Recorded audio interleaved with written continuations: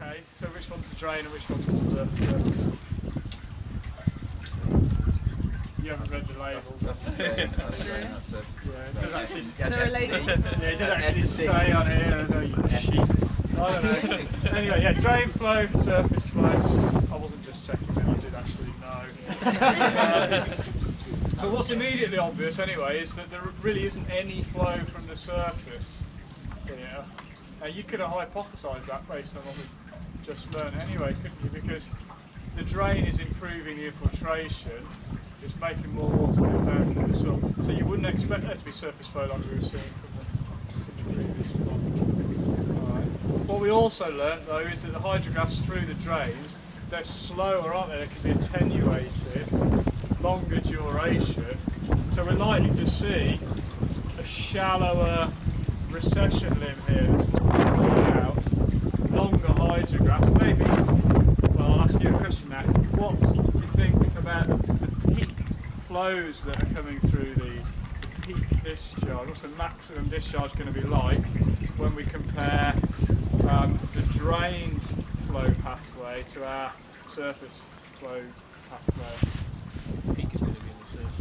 Yeah, the peak's going to be higher in the surface, isn't it?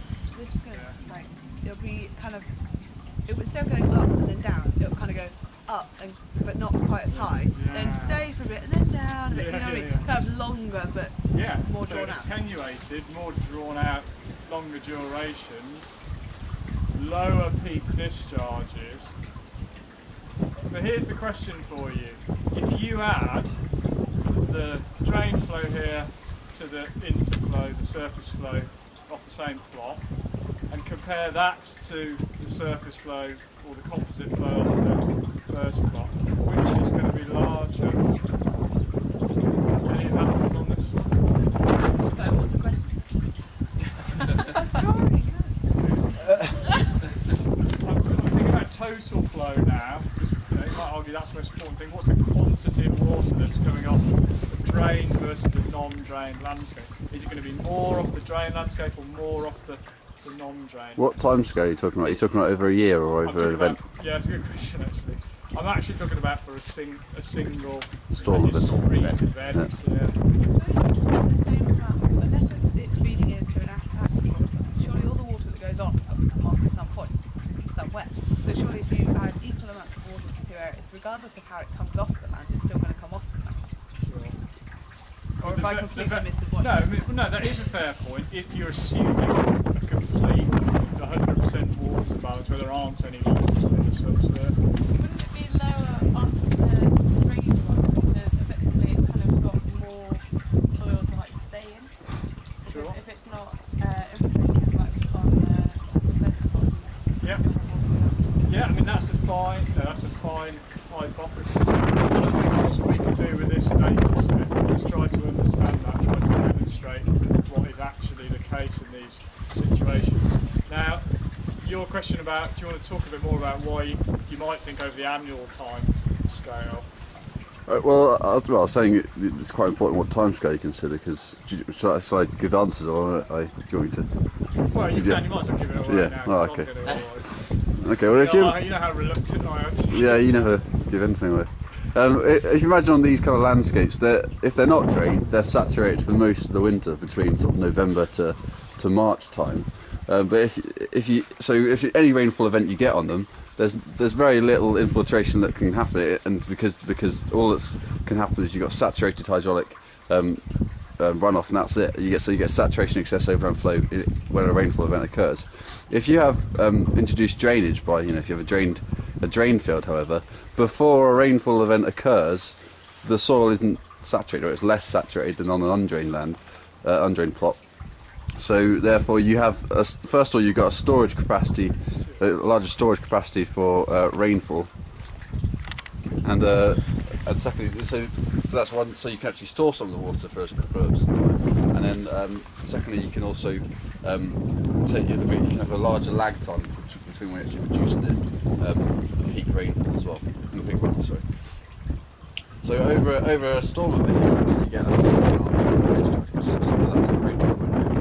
over that time period as can be stored so that way straight away, and over the year, the actual hydrological balance between drained and undrained parts on land is actually the same. It's just that what the drain tends to do is it's just spreading this peak in rainfall out over time by storing, having a great storage capacity, and then releasing it as through flow rather than just saturation. What about the water quality now? Which what we're trying to do here, remember, is link the soil to the water and think about this in sustainable terms. So, is it going to be better for the water quality that the water's moving faster, or is it better if it's moving slower?